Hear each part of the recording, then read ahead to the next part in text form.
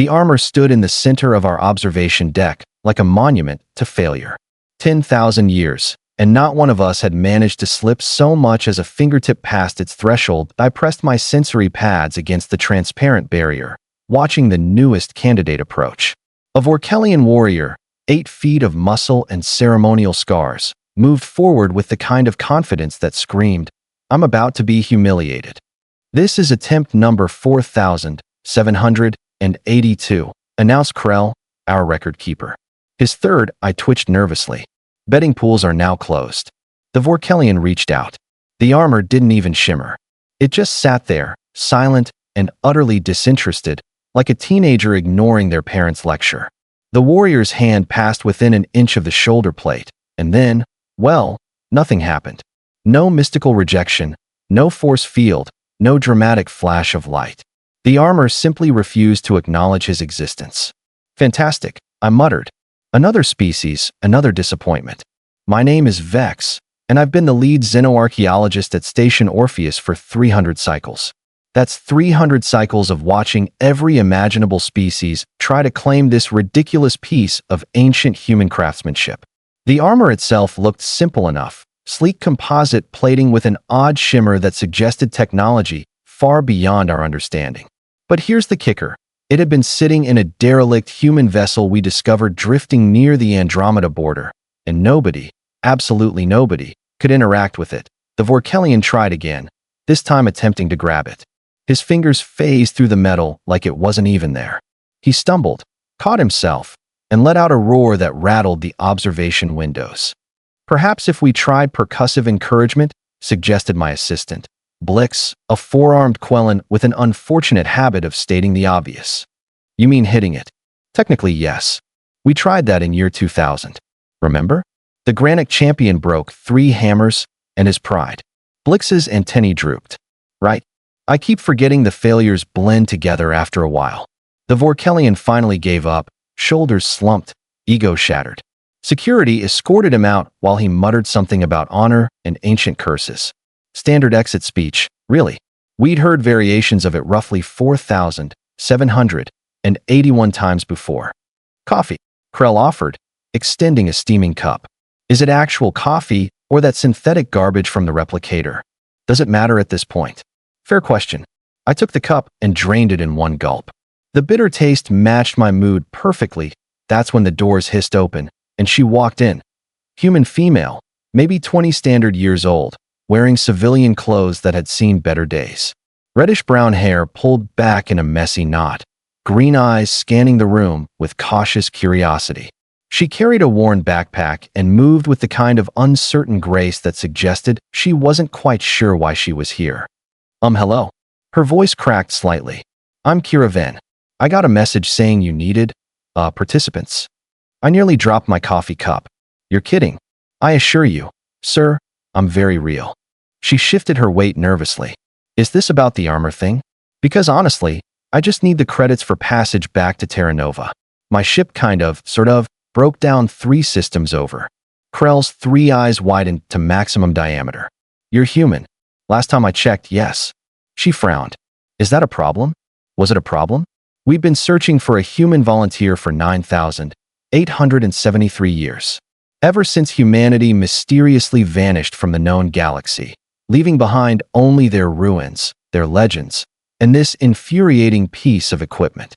Finding an actual human was like discovering a functional conscience in a politician. Theoretically possible, practically miraculous. No problem at all, I managed. Please, come in." Blix, prep the chamber. Kira followed us down the corridor, her eyes widening as she took in the scope of our facility. Hundreds of observation posts, thousands of researchers from across the galactic community, all dedicated to this single mystery. "So what exactly am I supposed to do?" she asked. "Just touch it," I said. "That's literally all anyone has to do. And nobody's managed that in, what, a few years? Try 10 millennia." She stopped walking. "You're joking." I wish I were. The galactic community has sent its finest warriors, scholars, mystics, and opportunistic fools. The armor has rejected every single one. Some species have built entire religious movements around their failure to claim it. That's really sad actually. Tell me about it.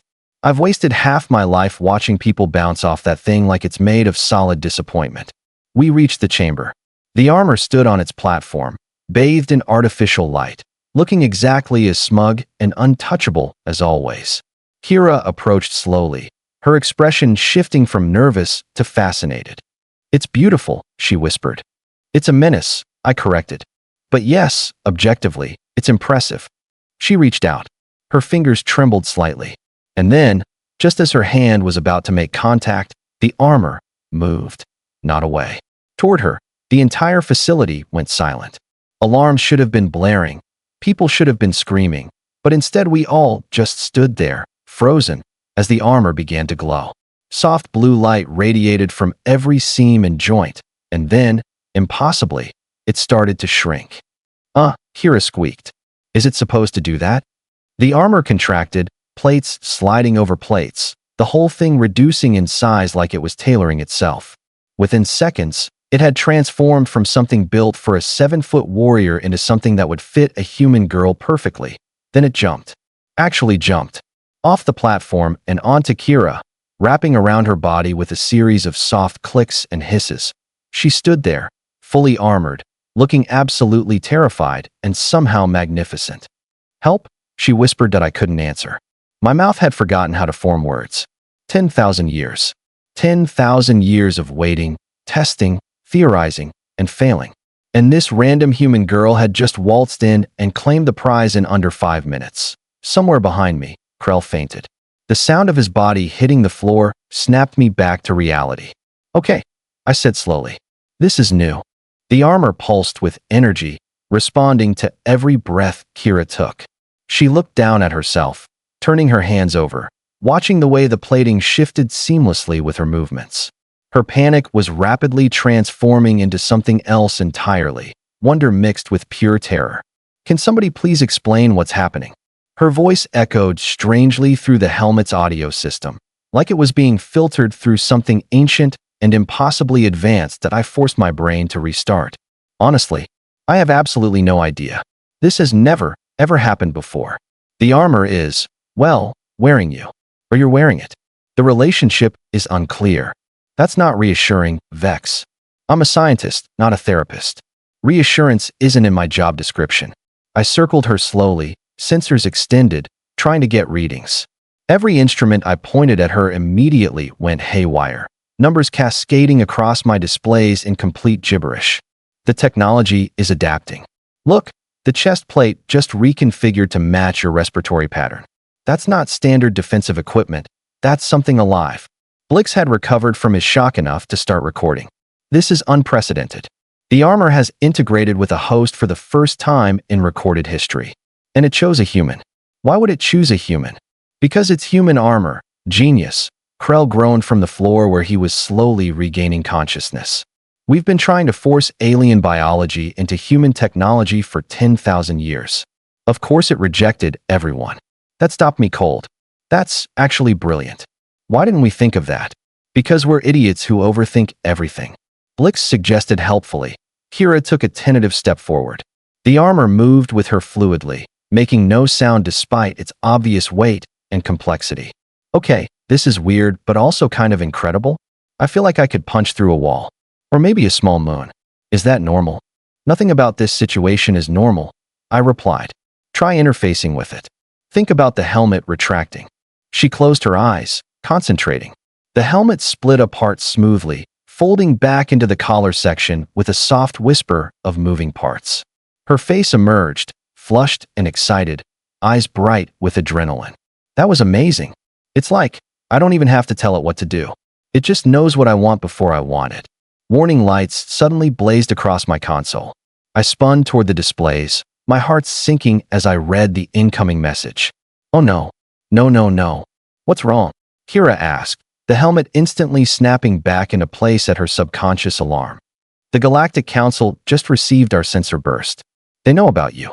And they're sending representatives from every major species, along with, oh perfect, several military fleets. Estimated arrival time, 6 hours. Blix's antennae shot straight up. Why would they send military vessels? Think about it. That armor is the most advanced piece of technology anyone's encountered in millennia. Whoever controls it controls, potentially, the balance of power across known space. And right now, it's bonded to a broke human girl who just wanted passage money. Kira's voice came through the speakers, deadly serious now. They're going to try to take it, aren't they? Take it, study it, weaponize it, and probably dissect you in the process to figure out the bonding mechanism. Not necessarily in that order. That's horrifying. That's politics, kid. Welcome to the big leagues. She was quiet for a moment, then the helmet retracted again. Her expression had shifted from wonder to determination. Then we run, right? We take your fastest ship and get out of here before they arrive. I wanted to say yes. Every survival instinct I possessed screamed at me to grab this miracle and disappear into the void. But I'd spent 300 cycles in this facility. I'd dedicated my entire career to understanding human artifacts. And now, standing in front of me was the answer to every question I'd ever asked, wearing 10,000 years of mystery like a second skin. Or, I said slowly, we figure out what this armor actually does. Because I guarantee you, it's not just fancy protective plating. The humans didn't build something this sophisticated for basic defense. Kira looked at me like I'd suggested we juggle live plasma grenades. You want to run experiments? Now, with multiple fleets bearing down on us. I want answers. And you want to not spend the rest of your life running from every military organization in the galaxy. The only way we get both is if we understand what we're dealing with. Krell had managed to pull himself upright. He's right. That armor chose you, Kira. There's a reason. Human technology never does anything without purpose.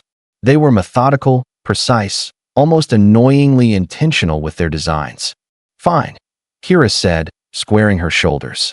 What do I do? I pulled up the historical archives, scanning through thousands of years of failed theories and dead ends. One file caught my attention, a fragment of human text recovered from the same derelict ship where we'd found the armor. There's a phrase here, scratched into the ship's main computer core. We never understood what it meant. It says, for the one who runs toward the fire while others flee, the shield becomes a sword. Poetic, Blix commented. Also vague and completely unhelpful. But Kira had gone still, her eyes distant. The shield becomes a sword. Vex, do you have a weapons range here? Yes, but why would we need? She was already moving toward the door, the armor flowing with her like liquid metal. Because I think I understand. This isn't just armor. It's a test, a challenge, a statement. The humans built it for someone brave enough to face impossible odds. Someone who chooses to fight when fighting seems absolutely insane. So you're saying it's selection criteria for the galaxy's most reckless individuals. I'm saying it's human. And we've always been a little crazy. We reached the weapons range in record time. Kira stood in the center of the testing floor while I activated the combat drones, setting them to minimal threat level. She didn't move, just waited, the armor systems humming with barely contained power. The first drone fired. Kira raised her hand, and the armor responded instantly.